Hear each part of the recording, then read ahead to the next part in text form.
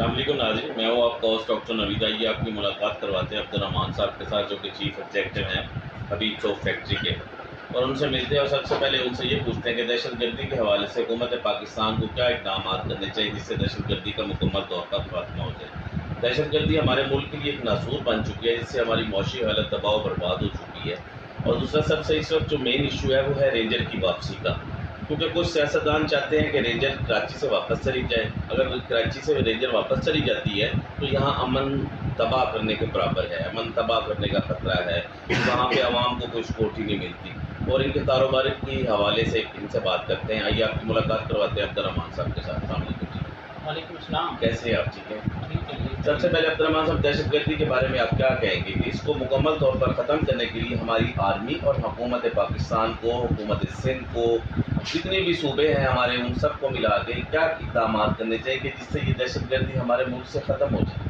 دہشت گردی کے لیے بہت زیادہ کام کیا ہے پاکستان آرمی اور رینجر نے، لیکن ابھی بھی اس پہ اور کام کرنے کی ضرورت ہے جی، تاکہ ملک کی حالات صحیح ہوں، انڈسٹری ترقی کرے اور جو ہے نا عام آدمی کو روزگار ملے۔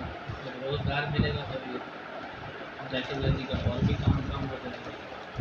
اس طرح سے رینجر کو اختیارات اور دینے چاہیے۔ یہ کوئی سیاستدان چاہتے ہیں کہ جیسے سیاسی بیک گراؤنڈس ہوتے ہیں کہ یہاں سے رینجر موو کر جائے، اگر سپوز کرے رینجر یہاں سے موو کر جاتی ہے تو آپ کی نظر میں کراچی پھر انہی حالات پرانے حالات میں آ جائے گا جو پہلے حالات تھے جی، جس میں ہم نہ باہر نکل سکتے تھے نہ کاروبار کر سکتے تھے، ہم بس ڈر ڈر کے گھر سے یہاں آتے تھے اور یہاں سے گھر جاتے تھے۔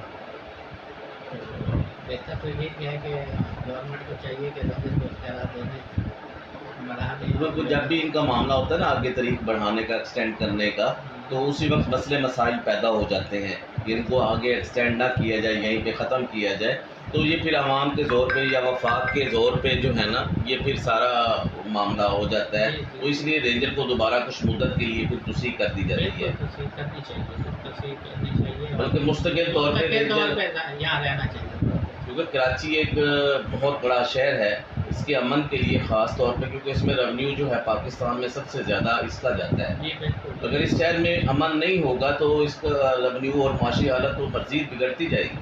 جی جی، اس میں ایک بجلی کا بھی کام ہے، صبح سے جو ہے نا بجلی جاتی ہے اور پھر اپنی مرضی سے آتی ہے جی، انڈسٹری اس وجہ سے اور زیادہ تباہ و برباد ہو رہی ہے۔ برباد ہو رہی ہے۔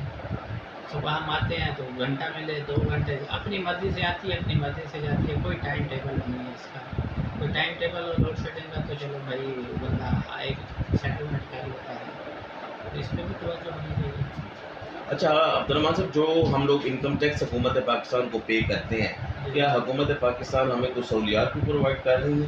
ہماری سہولیات کا یہ عالم ہے کہ نہ کوئی روڈ ملتا ہے، خاص طور پہ انڈسٹری ایریا کے روڈ تو بالکل ہی بند، بالکل ٹوٹے پڑے ہیں، تو کیا سہولت دے رہے ہیں انڈسٹری والوں کو؟ بجلی وہ نہیں دے رہے، اور پولیس ہماری ایسی ہے کہ جو بھی مال صبح اٹھا کے گاڑی کوئی جاتی ہے تو 4 جگہ پیسے دینے پڑتے ہیں، اچھا، اور اس کے علاوہ کوئی چارہ نہیں۔ بس ہم لوگ ٹیکس ہی پے کرتے جا رہے ہیں، ترقیاتی کام کی کوئی پوزیشن نہیں۔ نہ جی نہ، بالکل نہیں۔ اچھا، صاف پانی کے حوالے سے کیا کہیں گے؟ حکومت سے صاف پانی، پہلی بات تو ہے کہ پانی گورنمنٹ دے، اس کے بعد صاف کی بات آئے گی نا جی۔ صحیح، پانی ہی وہ اچھے علاقوں میں صرف آتا ہے، سائڈ کے علاقوں میں تو پانی ہی نہیں ہے، اور اگر کبھی غلطی سے آ جائے تو وہ گٹر ہوتا ہے، پہلے تو آتا نہیں، وہ ٹینکر معافی ہے۔ ہسپتالوں کی کیا پوزیشن ہے اس وقت؟ ہسپتال پرائیویٹ والے مزے لگے پڑے ہیں جی، اور گورنمنٹ والوں کے پاس یعنی کہ غریب عوام کے لیے کوئی سہولیات نہیں ہے۔ مقصد ہاسپٹل کا میرے سے پوچھنا یہ تھا آپ سے کہ بندے کا جانا ہوتا ہے پرائیویٹ بھی اور گورنمنٹ کے ہاسپٹل میں بھی، خاص طور پر جو لوگ افورڈ کر سکتے ہیں وہ تو پرائیویٹ ہاسپٹل میں چلے جاتے ہیں، تو جو بندہ پرائیویٹ ہاسپٹل کے ڈاکٹرز کی فیسیں افورڈ نہیں کر سکتا تو اس نے تو گورنمنٹ کے ہاسپٹل میں ہی جانا ہے نا۔ جی ہاں جی ہاں، تو جہاں وہاں پہ سہولیات نہیں ملیں گی تو نہ ہونے کے برابر، نہ ہونے کے برابر۔ حکومت سندھ کو کوئی پیغام دینا چاہے کسی بھی حوالے سے؟ بس یہ خیال کریں کوئی ہم جیسے چھوٹے طبقے والے فیکٹری والوں کو، کاروباریوں کو کوئی سہولت دیں، ہمارے مسائل پہ توجہ کریں تاکہ ہم اپنے لیے بھی اور جو ہمارے پاس کچھ ملازم لیبر کام کر رہی ہے ان کا بھی سہارا بن سکے۔ ناظرین یہ تھے عبد الرحمان صاحب جو کہ اپنے خیالات کا اظہار کر رہے تھے.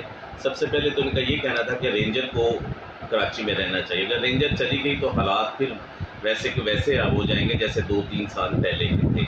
دوسرا جو ہے بجلی کی لوڈ شیڈنگ. بجلی اگر چلی گئی تو انڈسٹری بند ہو جاتی ہے. جب انڈسٹری بند ہو جائے گی تو معاشیت پاکستان کی تباہ ہو جاتی ہے. جب پاکستان کی معاشیت تباہ ہو گئی تو ملک ترقی نہیں کرے گا.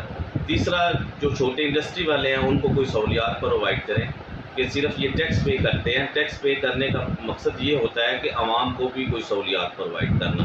اگر ٹیکس لے لیتے ہیں تو پھر عوام کو سہولیات پرووائڈ نہیں کرتے تو پھر اس کا کوئی فائدہ نہیں.